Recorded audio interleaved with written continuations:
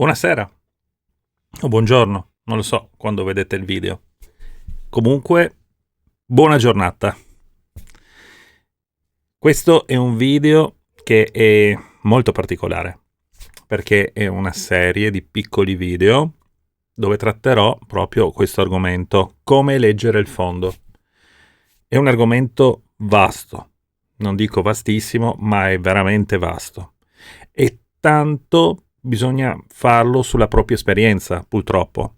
Però su alcune cose penso di potervi essere assolutamente d'aiuto.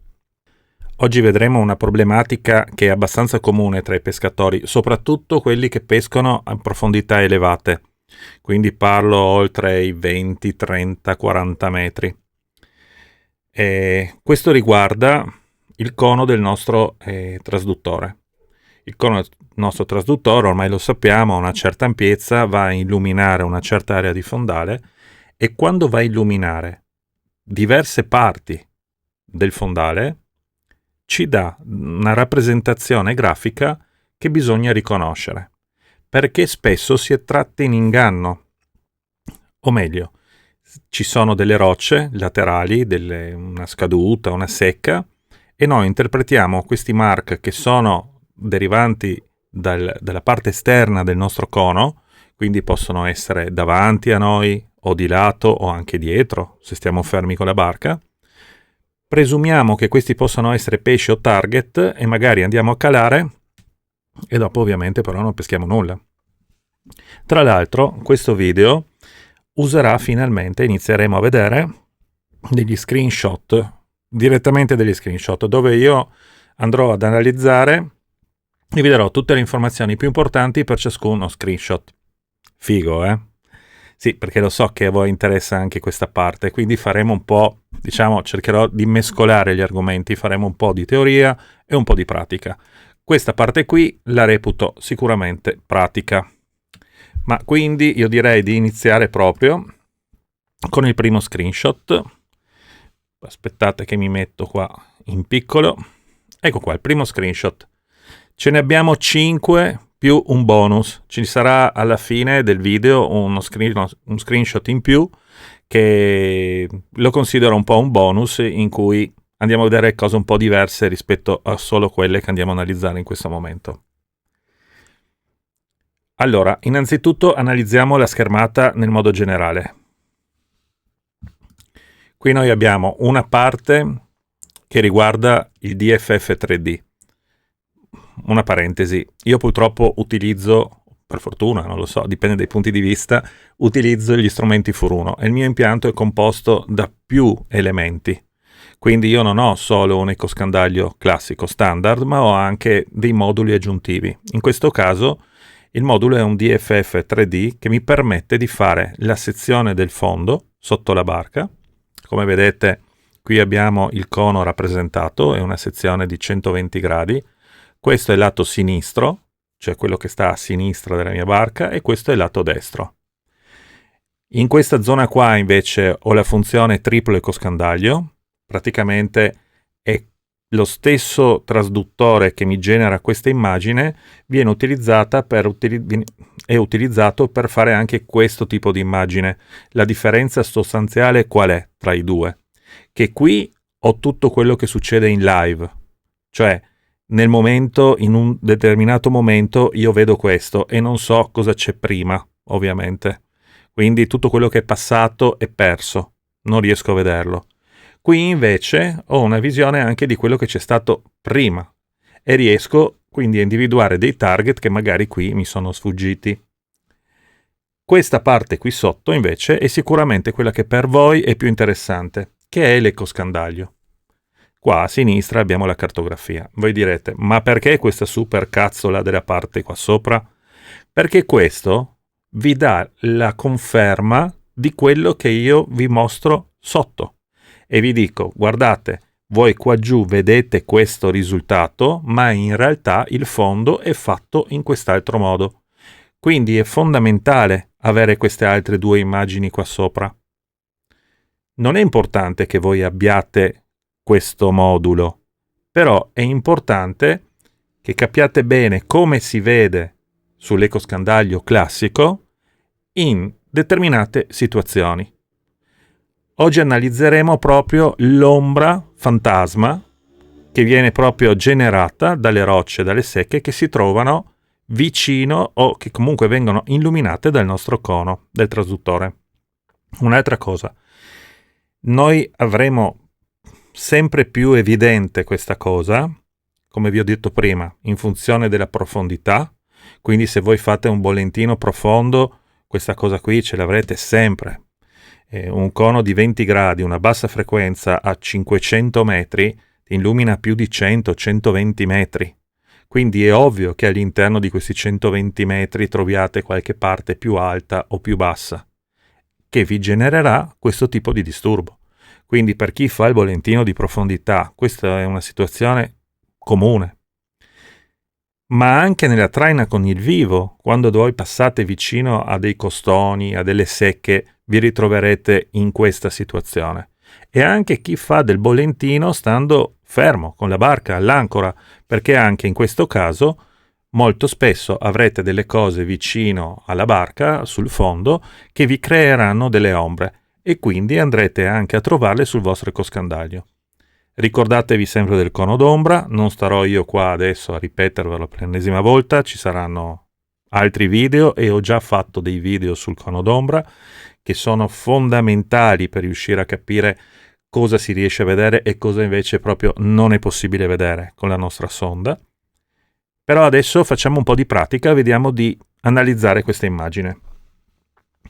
Qui siamo a 47 metri, sto operando con un certo shift, chiamiamolo zoom. Se io stessi usando lo zoom, l'effetto estetico visivo sarebbe identico, perderei qualcosa in definizione, perché come già sapete lo shift è sicuramente il miglior sistema per ingrandire una parte del fondo, ma ci sarà presto un video di teoria proprio sullo shift e lo zoom e il bottom zoom.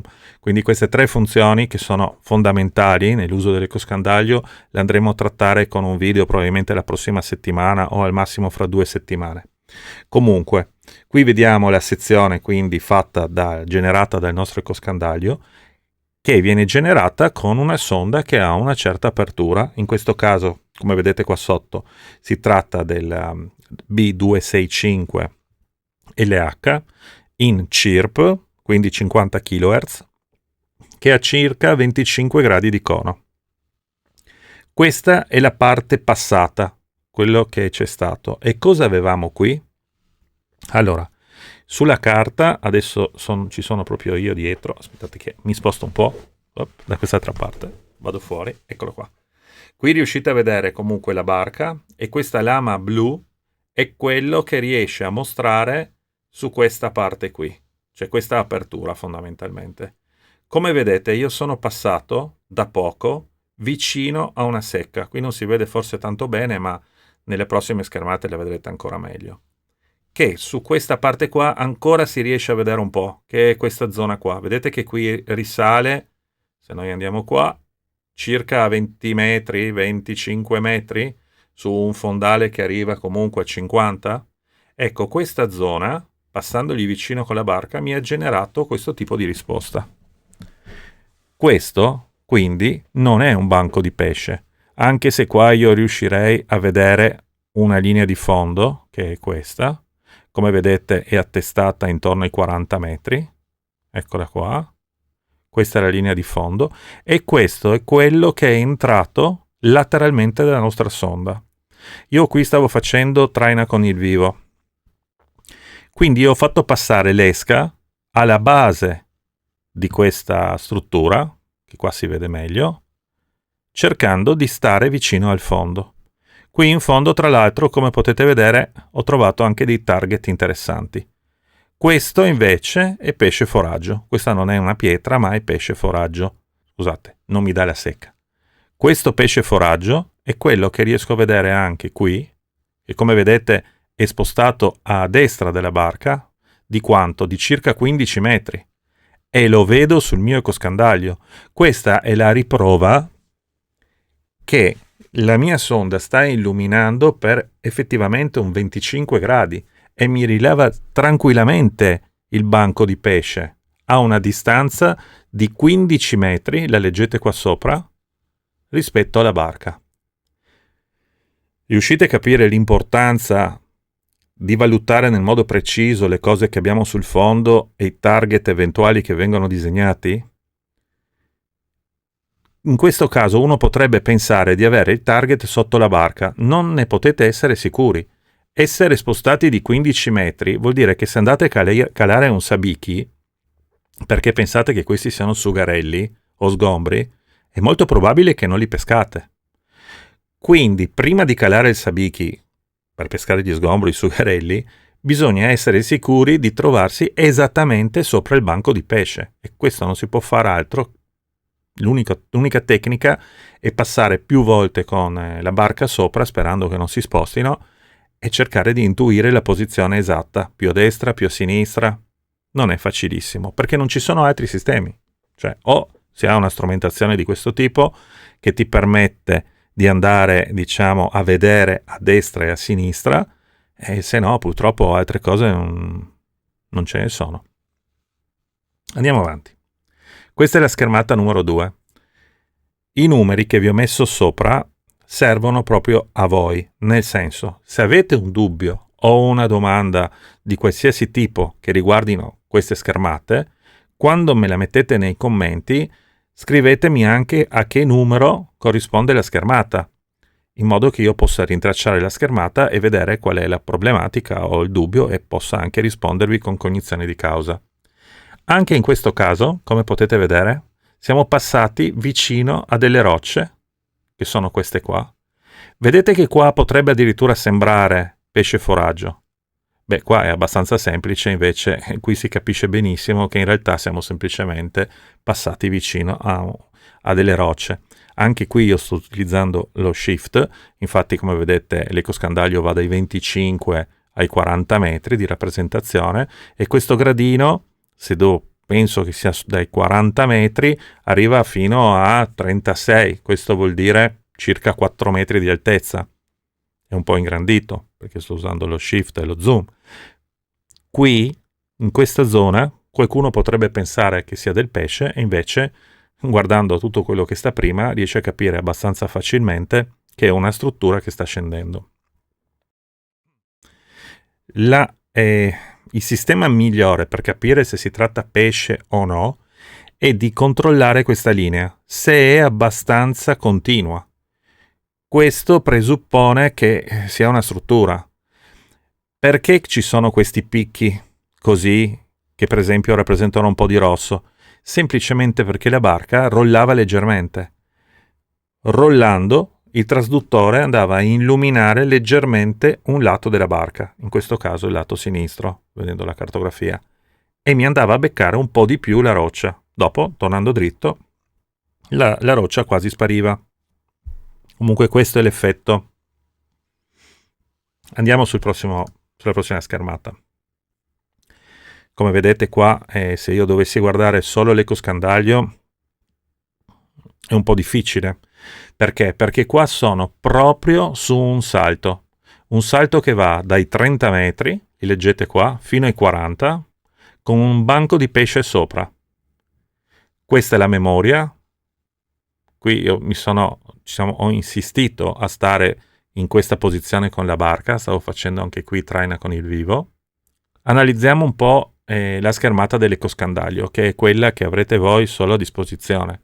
Anche in questo caso sono con il shift, anche in questo caso circa da 25 metri a 40, ma qua diventa un po' difficile capire. Ecco, quello che vi posso dire è che in questa zona qua io posso trainare abbastanza in sicurezza, senza pensare di dover finire sopra una roccia. Guardate un po' dove sono passato con la barca. Vedete? Vedete la traccia? Queste sono le rocce, quella, diciamo, quel plateau a 30 metri, qui invece abbiamo circa 50 metri. Sono passato un po' sopra e dopo mi sono messo sulla linea. Questo problema l'ho avuto soprattutto perché non avevo fatto la mappatura del fondo. Quindi qua andavo, come dire, a vista, leggendo semplicemente questo e questo, gli ecoscandagli. Una volta fatta la mappatura sicuramente non vado più a fare un errore di passare sopra alla secca. Questa quindi è la parte di roccia su cui io sono passato sopra, dopo sono saltato giù in questo punto, quindi sono caduto qui, e questa è la parte di roccia più bassa che corrisponde a questa zona. Qui sto di nuovo rientrando sulla roccia, quindi qua tornerà a esserci qualcosa. In queste situazioni, per chi traina, è ovvio, è fondamentale tirare su il piombo e tenerlo almeno a 25 metri, perché sennò si rischia di perdere tutto. Nel passaggio successivo, sicuramente, una volta mappato, per me sarebbe stato molto più facile. E per chi non fa la mappatura, beh, ovvio che diventa tutto più difficile. Però il consiglio che vi posso dare è di fare il primo passaggio molto lentamente, stando attenti proprio tantissimo a com'è la struttura del fondo e lasciare la traccia della barca, in modo che voi sappiate che facendo quella traccia più o meno seguite nel modo corretto tutta la battimetrica che avete scelto dove fare la traina, o comunque tenendovi un po' più in sicurezza. Se passate sopra una roccia potete mettere comunque un mark, scrivere attenzione o usare un mark di un determinato colore che vi dirà attenzione, lì non bisogna passare. Andiamo a vedere il quarto. Ecco, questo lo considero anche interessante perché qui abbiamo una situazione mista. Allora, la linea reale del fondo è questa linea sottilissima con i puntini bianchi. Questa si chiama white line. Tanti strumenti semiprofessionali, professionali ce l'hanno. Si chiama linea bianca.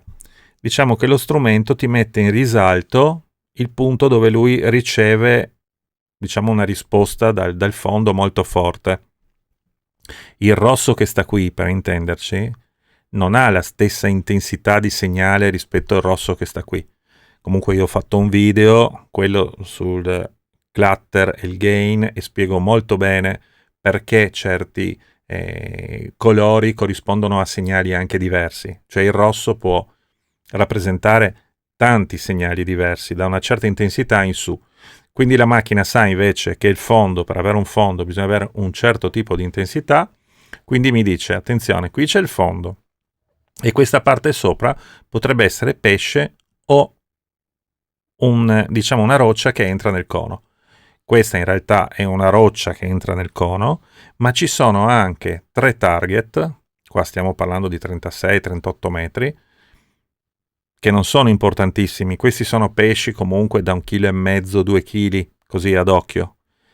Qua c'è un po' di pesce foraggio, qui rientra un po' di pesce foraggio. Comunque ci sono dei pesci che stanno vicini al fondo, presumibilmente sono entrati nel cono d'ombra, cioè si sono messi al riparo sotto il costone. Un punto sicuramente dove conviene insistere se stiamo facendo traina con il vivo o qualche altro tipo di pesca. Questa è la quinta immagine, anche questa qui io la considero importante per voi. Qui ho cambiato palette colori. Diciamo che le palette colori sono anch'esse abbastanza importanti. Questa si chiama Solar, viene utilizzato sul TZT3, forse anche TZT2 della Furuno, e praticamente mi crea delle scale di colore anche sul rosso più forte. E come vedete infatti mi rappresenta il fondo con una scala di rossi. Questo per cosa serve? Soprattutto per l'analisi del fondo. Guardate qui sotto il secondo fondo, come si vede bene, questa è la roccia, il piano anzi, che si trova qui a sinistra della barca. Cioè io con la barca stavo in questa zona, si vede abbastanza bene dalla carta. Illuminavo questa zona qua sotto e una parte del cono riusciva a prendere il pianoro, perché questo è un pianoro fatto in ciotoli, che sta qua sotto, mentre la parte principale mi leggeva tranquillamente il fondo qui.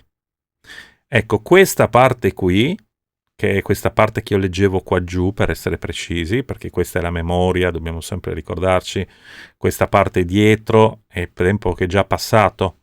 Ecco, questa parte qua dietro, quando ero in questa zona qui, mi ha letto il fondo che stava qui e me l'ha rappresentato in questo modo qui, come lo vedete qua sull'ecoscandaglio. Quando voi sull'eco vedete una situazione di questo tipo, cioè 2 fondi, vuol dire che in quel momento voi state praticamente su un doppio fondo e la sonda illumina sia uno che l'altro e li leggete tutti e due. Anzi, potete avere anche delle informazioni, perché qui l'ecoscandaglio mi dice che sono una profondità di 29,9, cioè in questo punto, ma mi anche dice che il secondo salto si trova a 36. Quindi, a colpo d'occhio, io so che se mi sposto più all'esterno, devo sapere almeno dove sta la parte interna e la parte esterna, dove la roccia sale, la roccia cala, nella parte più esterna ci avrò questo salto e quindi posso decidere dove pesco, qua sopra o mi metto a pescare qui alla base. Questo dipende un po' anche dal termoclino, dove si trovano i pesci, eccetera, ma sono discorsi diversi. Approfitto per dirvi ancora un'altra cosa. Ci sarà un altro video fatto proprio su come, diciamo, riconoscere il tipo di fondo, che non è banale. È chiaro che su un fondo così, che va su, che va giù, che va su, che va giù, qui abbiamo roccia e c'è roccia perché il fondo va su e giù in questo modo, non può essere sabbia, fango o ghiaia. Però su un fondo piatto noi possiamo trovare fango, ghiaia, crostello, roccia, anche roccia. Assolutamente. Fondo piatto, però parti di pietra rispetto al ghiaia o rispetto alla sabbia. E lì ci sono alcuni trucchetti, diciamo fondamentalmente un paio, che vengono utilizzati dai pescatori professionisti anche per andare a individuare quel tipo di fondo. Ma sarà un altro video, sicuramente, che faremo nel futuro, quindi ne abbiamo già in cantiere di video veramente tanti. Se avete argomenti che vi stanno particolarmente a cuore o curiosità specifiche, scrivetemelo sui commenti. Per me è un piacere dopo approfondire certe tematiche. Io andrò a cercarmi il materiale che mi serve per cercare di spiegarvelo nel miglior modo possibile. E questa è l'immagine bonus. Come vedete qua abbiamo un fondo un po' particolare. Tanti di voi l'hanno sicuramente riconosciuto, questo è un fondo classico dato dal rollio della barca. Però c'è una particolarità. Non è solo il rollio quello che io vedo da questo ecogramma, ma vedo anche che su un lato, se io non avessi il DFF 3D non potrei dire su quale lato, vedo che c'è una parte che sale del fondo e una parte che scende. Infatti, se io stessi attento quando sono in barca, quando la barca rolla così, l'ecoscandaglio mi guarda a destra, quando la barca rolla nell'altro senso, l'ecoscandaglio mi guarda a sinistra. E questo può essere importante perché mi dice già cosa posso trovare se io girerò diciamo, la rotta, la farò andare un po' più a destra o un po' più a sinistra. Quindi qui non è tanto importante il discorso che c'è un rollio, il moto ondoso, ma è importante capire dal rollio qual è il lato in cui la roccia sale e qual è il lato in cui la roccia scende. E con questo vi invito a rimanere sul canale, vi ringrazio come ogni video per il supporto, voi siete tutti gli abbonati e avete accesso ovviamente a questo tipo di contenuti che non sono pubblici e che cercherò di migliorare nel tempo per rendere questo canale sempre più interessante e anche per voi un motivo per rimanere abbonati appunto a questo canale. Ci vediamo alla prossima. Ciao ragazzi.